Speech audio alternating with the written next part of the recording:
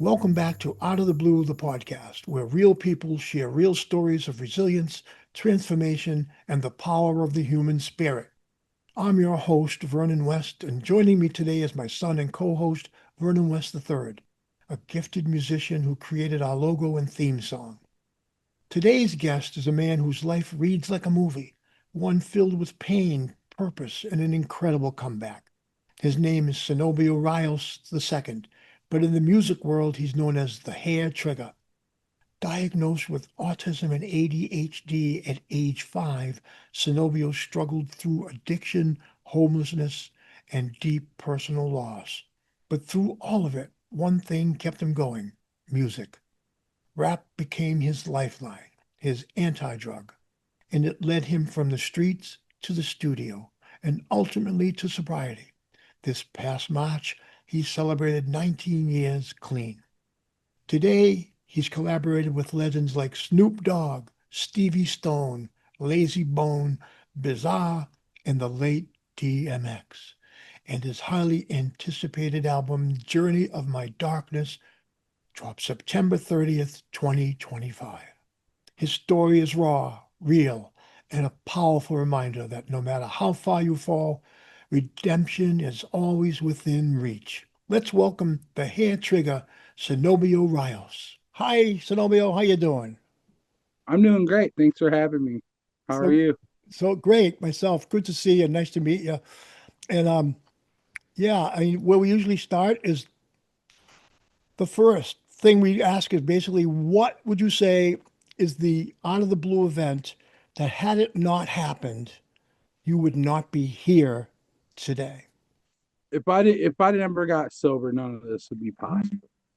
That's beautiful. Um, I most definitely sobriety was definitely a cornerstone. I was going down such a dark road. I I had to do something. And the thing is, growing up, my father also struggled with his own sobriety, but he got sober off of heroin. And I remember him telling me about how he got clean and how important it was for him to set that example for us. He may not have been perfect, but he did do that much for me. And so when I started going down that same rabbit hole, and I noticed what heroin was, and it was I got tricked into doing it a couple times or whatever. I never really got addicted to it though, because that was the one thing my dad drilled in my head, was never get on that stuff. And that's when I realized where I was at was the bottom. That's when I realized, like, hey man, this this is taking over my life. And it's like I wasn't even in control. I just would go on autopilot and it just took over and the beast drove the bus. And it's like, at what point did I get to that, to where I no longer had that control? And that scared the shit out of Wow. The moment of me. truth. It did. It was a moment of truth, It right? scared me straight. It scared me to want to get straight. Right. I had tried a couple times on my own to get clean, you know, and I would go maybe a month, 2 months, and relapse. Dang, what am I doing wrong? I started going to meetings, and it took me going ahead and checking myself into a rehab. Hmm. And I remember the intake worker saying, "Did you want outpatient or inpatient treatment?" I said, "If you give me outpatient treatment, I'm gonna go home and still do this stuff. The point is that I need to get off this stuff. You need to lock me up at a place where I can't do it. Give me a good honest shot. Give myself that honest shot. And it's crazy how sometimes when we're lost in our journeys, we stumble upon the greatest thought and never even realize it. We realize that we really are crying out for help, and that at some point it no longer band-aids or medicates that void. That void has become too big and too deep and shallow at the same time, And it's like that moment sometimes doesn't scare people straight. We have a lot of people who die from addiction every day. It's true. It's the sad truth of it, the nature of the beast. Some people only do it one time and end up dying. I'm very fortunate that that didn't happen to me. I never did overdose or anything like that. But it was the police. The police, I was in the backwoods and I was getting high. And this cop had his spotlight on me. And I realized I couldn't quit hitting that stupid pipe, even with the cop watching me. And that's when I realized, like, wow, this is really taking over. Right. You know, I no longer had the power of my own choice over my own body. And it made me feel violated in a way, you know, like self violated. Like, how can I let myself down like that? And I just remember praying. And I'm just like, God, please help. God, please help me. But I know going to jail isn't going to help me. It's going to hurt me in this case. And that cop went one way. I ran the other. And I went to my mom's house. And at first, I was just trying to get more money to get high. And she had a police scanner. She knew the police were looking for me. They knew who I was and everything. And I'm just like, man. So she just kind of was just watching me, you know? And then she just was saying the right things to make me realize she already knew the truth. And there was nothing left for me to do but admit it. And I had to admit to myself that my life had become unmanageable, completely wrecked. And that I had no power not only over the substance, but over myself. Because, like I said, she had had a year sober, Right. around a year sober. I remember that. And so she had been working the steps. So she knew how it worked. And so she was able to influence me in a way that allowed me to admit my own powerlessness. And once I did that, I hit my knees. I cried out to God with tears in my eyes and everything. And I realized that I had hit that bottom, you know? And good thing my parents taught me against drugs and all that at a young age, because that's what it all goes back to, is our childhood, our roots, believe it or not.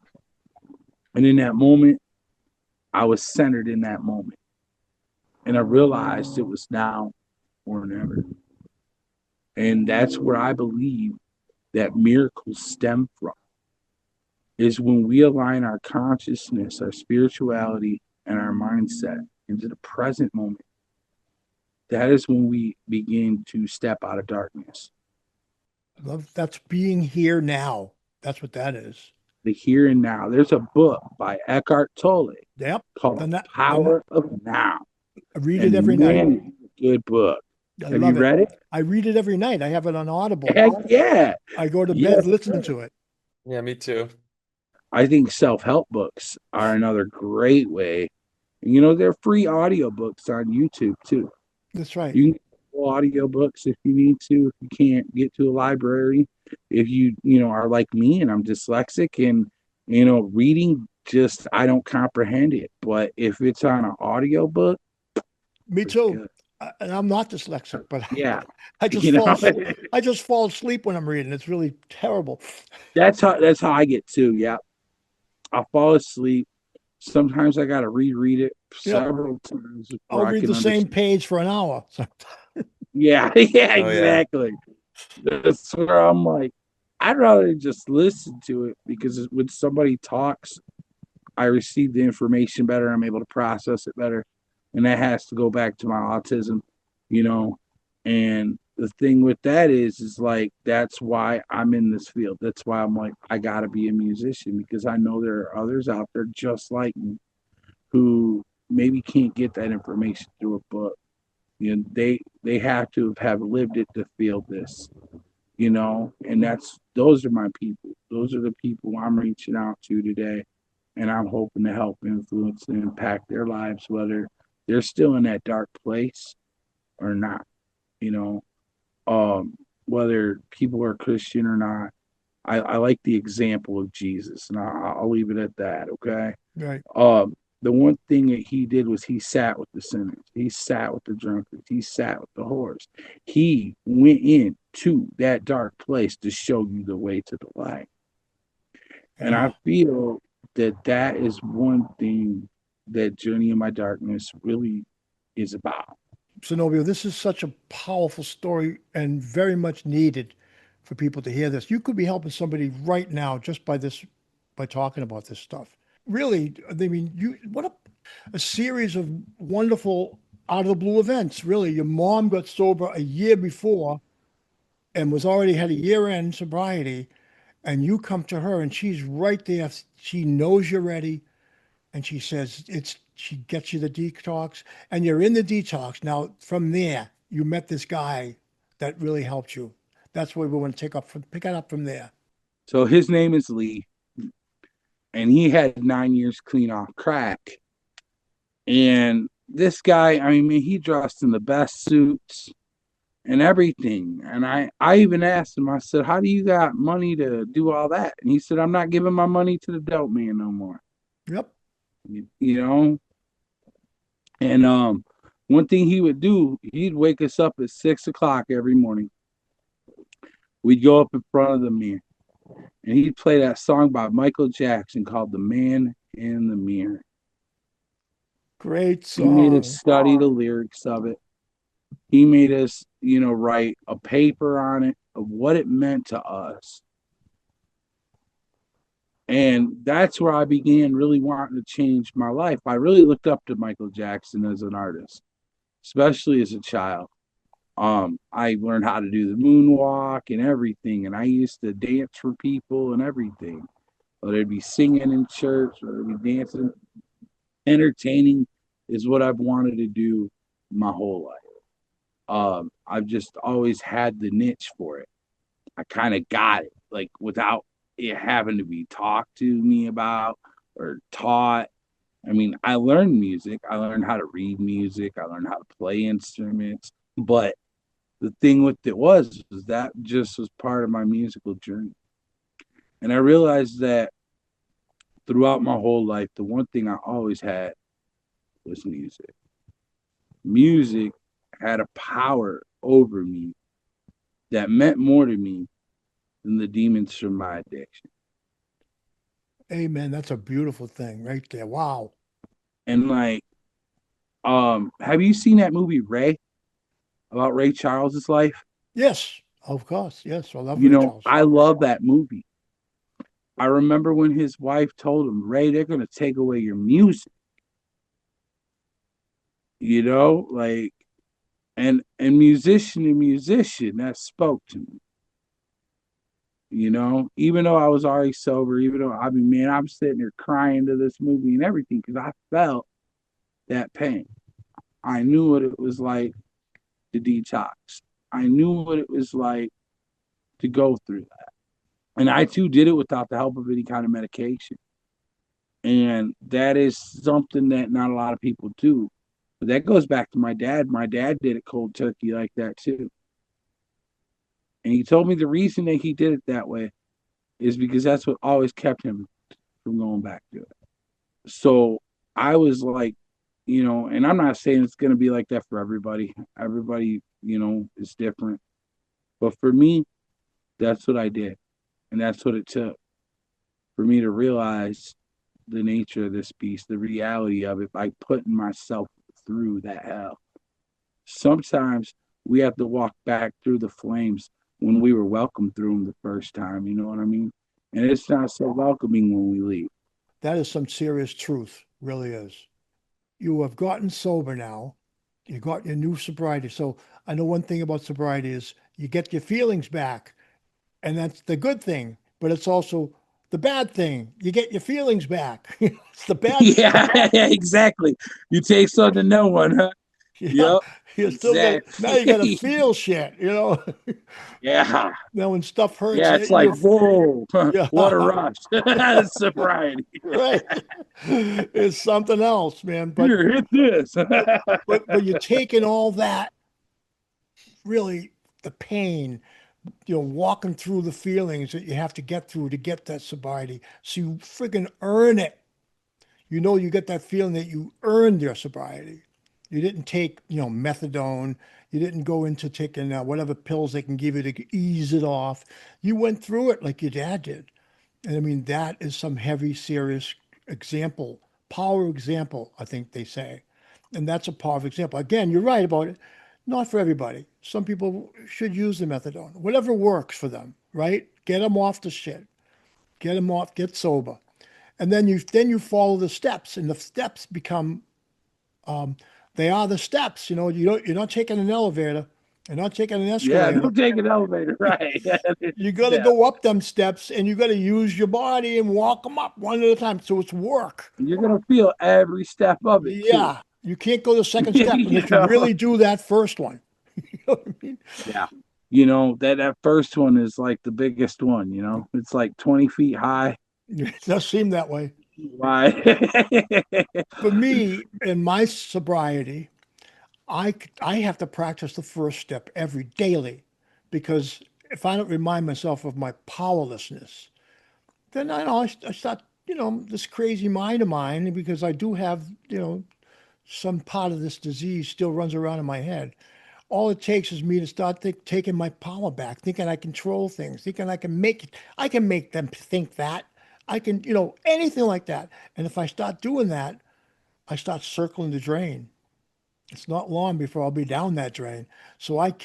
I gotta remember to hold on to that powerlessness. That is not only is it hard to do, but it's great to do. It takes a load off your mind, doesn't it? It takes a weight off of you when you realize that you don't have to. It's a disease. You can't control it. You can't control that beast. I heard someone say once that it's like making love to an elephant or a monster or something. It ain't over till the monster says it's over. You know, Yeah, no shit. Yep. Yep. Yep. And you're gonna get thrown off that elephant's back a couple times and stopped on and you tipped know what I mean? and It's a long way down for the back of that elephant, and it hurts to get there. Yep. So I can't Yep. imagine what this must have done for your musical ambition and career. So you're now sober. Now, what did you start doing? Does that when you said that there's collaborations with people like Snoop Dogg and DMX and those Not people? right away. I didn't know how to get into music at first, but I wanted to. So the first thing I would do is when like practicing my fourth step, I'd write it out, and anytime that I write, I rhyme. I just do. Um, it's something that, goes back to when I was in fourth grade. My teacher first taught me poetry because she said, "You are an incredible writer." She said, and I think that you have a knack for poetry. From there, I just could tell stories and make them rhyme. Even like poem forms that aren't supposed to rhyme, I'd still make them rhyme. Why don't you give us one right now? What was your first one? Like, say, you must have one in your mind you could tell right now for us. So the first one I ever really wrote, I was 16. And you want me to freestyle it? Yeah, yeah, of course. All right. I rode back from the county fair, smoking on my last square as I transformed back into a bear to approach my house. I went no more when I opened the door, I ran this mouse. So when I got back from getting a couple mouse traps from storage, I was sitting at the table unable to see any porridge. In my living room was a stair, there was a broken chair. But I was tired and I had the munchies, so I said fucking and went upstairs. I'm looking for my Newport shorts in the box, and lying on my bed was Goldilocks. I thought for a second, I know that bitch from class, but she was butt naked, so Okay, well, we might bleep that. I mean, that's pretty appropriate for a 16-year-old, you know. Yeah. yeah. We'll have to put a parental advisory on this episode. Yeah, you're right. Yeah. But yeah, it just was funny stuff like that. But it would get me kicked out of school, right? For obvious reasons. For You know, obvious Yeah, sure. reasons. Yeah. too explicit for school. But man, my classmates and everybody loved it though. They'd be like, "Oh man, that's great stuff," you know. And they're like, "Why don't you write more?" And I never really did, you know. I was like, "Eh," you know what I mean? Like it just has to come to me. And then I remember at my buddy Larry's 17th birthday, we were getting drunk, and he and he raps and he disses people, and he uses the same set of 8 bars for everybody. But one time, if he's gonna diss you, he'll put your name in it. He's gonna diss me, he'll put my name in it. And most people don't know how to rap, so you know it wasn't like they would just rap back. Well, because I had such, because I knew how to rhyme words and stuff like that, I had already heard that this is what he does. And I remember asking the guy, hey, does he have any other rhymes than just that one? He goes, I've never heard him say any other one. So I thought, well, if we can get to a second round, we can see what this guy's made of. So I rapped back. You know, we were rapping over beats on the radio. And you know what I mean? And I just, man, I was owning this guy. I was talking about how, hey, man, I'm going to make you eat those words because that's all you got, you know? And I called his bluff. And sure enough, he choked the second round and I won. So from that moment right there, I was like, wow, like I think I really got a talent for this, you know, because I can come up with multiple different things from obviously a parody of Goldilocks and the Three Bears to Yep. Yep. whatever else, you know. And I would begin by freestyling and just trying to, you know, get the momentum going and play with words and stuff like that. Oh man, this is good. And I just began to write. And I realized that I was limited on my vocabulary. So I actually became a security guard for an entertainment company called Starbright Entertainment there in Detroit. And while I was there, I got to meet a number of different upcoming artists, producers, things like that. And somebody was talking to me one time and they said, why don't you ever go to the studio? And I said, I don't really have the money to afford a studio. He goes, you know, you can go to school and learn music production. Now, mind you, this is fast forward to when I was sober. Yep. Yep. Of Okay. course. Yeah. When I was Yeah. working Yep. for the entertainment company, I was about 3 years sober at this time. And he gave me a CD, and I looked on the back of it, and I seen he produced his own work, and I was impressed. I mean, man, the music was great, the songs, the lyrics. Like, oh my god, I was like, wow, I want to learn how to do this. He said, the thing is, if I'm going to teach you, it's going to cost you money. He goes, but the power of education, remember, knowledge is power. He said, if you go to school for it, you can learn to do it yourself. And if you learn to do it yourself, then you can charge people to do it. You don't got to pay in to do it. And I'm like, man, that is some really good advice. So I did. I went back to school. I wanted to get my high school diploma. And I started studying for my GED. And in 2011, I did just that. I went and I got my GED. My daughter was born that same year. And my ex-wife was pregnant with her.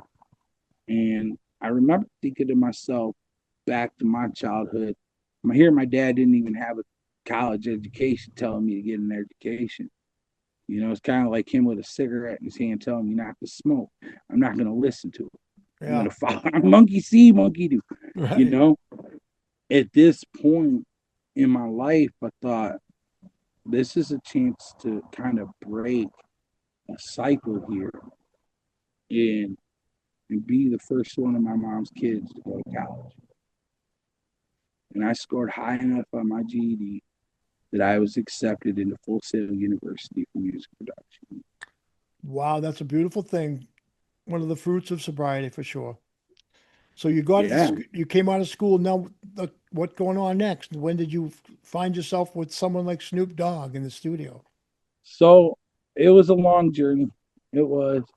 I first began producing my own beats and realized I really didn't know what I was doing. And Fake it till but you make but I it. was trying to put it out there on YouTube, stuff like that, just trying to get it out there. The first song I had flopped bad. I got laughed at. I got everything. So I got angry and I made the second one called Argumentative. And man, this one shut them all up. Okay. And I realized then that I had heavy influence and that people were listening, even if it's something that they didn't like hearing. They were affected by it. And that's when I learned that my words really have power. And I started to go from this artist who would just freestyle over beats to show my different vocabulary and my cadences and rhythm patterns, things like that, you know.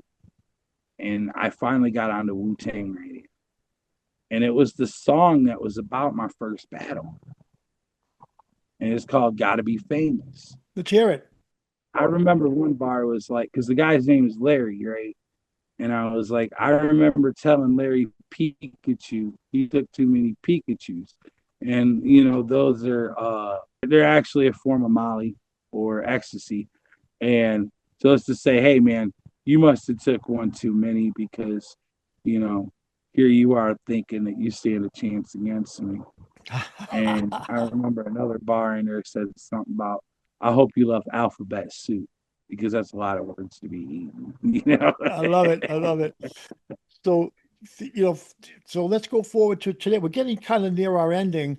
So I want us to kind of get where you are now and set up your new coming album. That's your new album that's coming. So can you set that up for us? How's that come about? Like what's going on with that? So fast forwarding to I took like a 4 year break between 2014 2018, and I released a single track called See No Evil, and it features Zach Johns, who is the cousin of Stevie Stone. Stevie Stone works with or worked at the time was with Strange Music, which is Tech Nine. Um, and so knowing that my music was being out there and getting heard by these guys, and they heard my verse and they go, "Wait, who is that?" And that was the first time I guess they ever looked at me, but I didn't know it until 2023 when I got to work with Snoop Dogg. Oh, so that was only Um, 2 years ago. Yeah.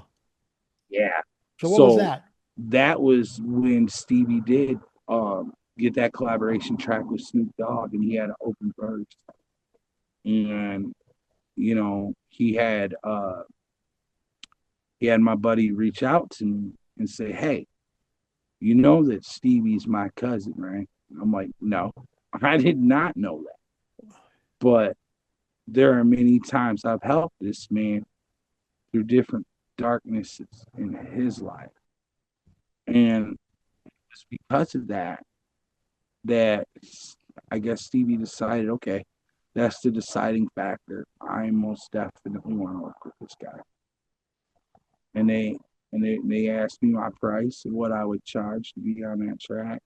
And that was the first time I ever really had been given a big offer like that. At this time, I had been working for Solomon Childs and Wu Tang for about a year and a half. I began doing that in 2022. He heard a song. The Worldwide Collaboration is a partner of mine, and one of their promoters showed him this song that I produced and wrote the lyrics to. I didn't perform the lyrics, but I wrote them. And Solomon Childs was deeply impressed, and that is when I put out my album, Chess Moves. And that one has a lot of big features on it. Run DMC, um, Solomon Childs himself, um, just King Crooked. King Crooked signed with Eminem, and it's just so crazy how it just kind of like happened overnight. It went from here I am independently working, just trying to build my name and brand and craft, to boom, here's somebody taking me under their wing and saying, hey, I see you. I see you're about sobriety. I see you're about this and that. And I love that. I think that's a wonderful thing. Before we found now we brought you up to the present so that people could see this journey was amazing, and we're coming to this wonderful climax. It's only and really this climax is only the beginning for you. It's just starting. So this new album you got coming out. Why don't we think of something? If you can think of even a one or two lines from the new album that we can leave our listeners with something uplifting, something you can think of that you think would like project what you're saying, sobriety and all that. In the song To Reunite is to my kids. And it is a clean cut song all the way through. It's even available on YouTube Kids. But I'm sitting there saying, I know your mom won't let you respond to my letters, so I'm sending you this song to let them know that I still love them, I miss them, I care about them. I definitely haven't forgot them, because that is what it took for me to be able to crawl out of this dark place that I last was in. And that's what the song was talking about, is that I'm not going to stop until we reunite back together again. Wow, I love it so much. Cenobio, you are such an inspiration. And I know their work is going to go on and keep that inspiration going. So maybe by the time we air this, we can maybe put a link to anything at the end for people can download, buy, whatnot, because you should. I mean, this is some really powerful stuff. If you're listening, just thank you so much for joining us today, Cenobio. And you're in the Out of the Blue family, so you're going to be hearing from us again and again and again. You probably get sick of us, but we will be back in touch, especially when we get ready to go live. Yeah, Thank you so. thank you so much, man, for sharing your story. It's really Yes, beautiful.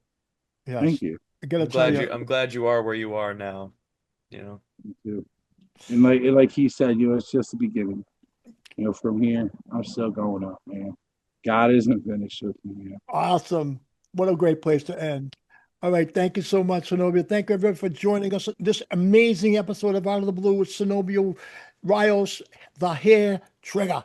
And you got to get his new album coming out soon and get his other album too while you're at it. And awesome to talk to you today. And so nice to meet you. And this is Vernon from Out of the Blue with my son, Vernon West III, on co hosting, and the amazingly talented, amazingly gifted, profound, and great writer, Cenobio Hare Trigga Rayos. Thank you, everybody, for joining us on Out of the Blue. See you again next time. And there's a war inside, I don't know if I'm alright. I wonder why these demons and angels fighting over me. Out of the Blue, the podcast. Hosted by me, Vernon West. Co-hosted by Vernon West III. Edited by Joe Gallo. Music and logo by Vernon West III. Have an Out of the Blue story of your own you'd like to share? Reach us at info@outoftheblue-thepodcast.org. Subscribe to Out of the Blue on Apple Podcasts, Spotify, or wherever you get your podcasts. And on our website, outoftheblue-thepodcast.org. You can also check us out on Patreon for exclusive content. So if I should die before I wake, I pray the Lord my soul to take. As morning awaits, will I open my eyes for a long time, or will I be a victim of my own demise? If there's a war inside, I don't know if I'm alright. I wonder why these demons and angels fighting over me. Oh God, He set me free, break off these chains, take away this dead weight. There's a war inside, I don't know if I'm alright. I wonder why these demons and angels fighting over me. Oh God, He set me free, break off these chains, and take away wasted way. Got all these angels and demons and they digging on the same play, battling in my brain, trying to let me down, but it feels like I'm going insane, trying to hold it to the ground as I'm feeding up myself, getting through it all. Never been a battle, but I'm still living in hell, trying to deal with it all. No one ever knew the cure, yet I'm here doing all these songs and now I must be overdone. And there's a war inside, I don't know if I'm alright. I wonder why these demons and angels fighting over me. Oh God, He set me free, break all these chains, take away this dead weight. There's a war inside, I don't know if I'm alright. I wonder why these demons and angels fighting over me. Oh God, He set me free, break all these chains, and take away this dead weight. I'm dealing with these demons all the time, cause I got my mama on my mind, and the pain always makes me want to grind. From a 9 to 5, music is a job to me. It's the only reason why I shine on the beat. I'm not perfect, but believing it got me still working. I'm a hard worker, can't you see? I'm always dedicated to working, even when I'm hurting. I drink behind closed curtains, out of sight, out of mind. Have you ever heard the term before? Why Satan always try to make me go to war? I don't know if I'm alright. I wonder why these demons and angels fighting over me. Oh God, He set me free, break off these chains, take away this dead weight. There's a war inside, I don't know if I'm alright. I wonder why these demons and angels fighting over me. Oh God, He set me free, break off these chains, and take away this dead weight.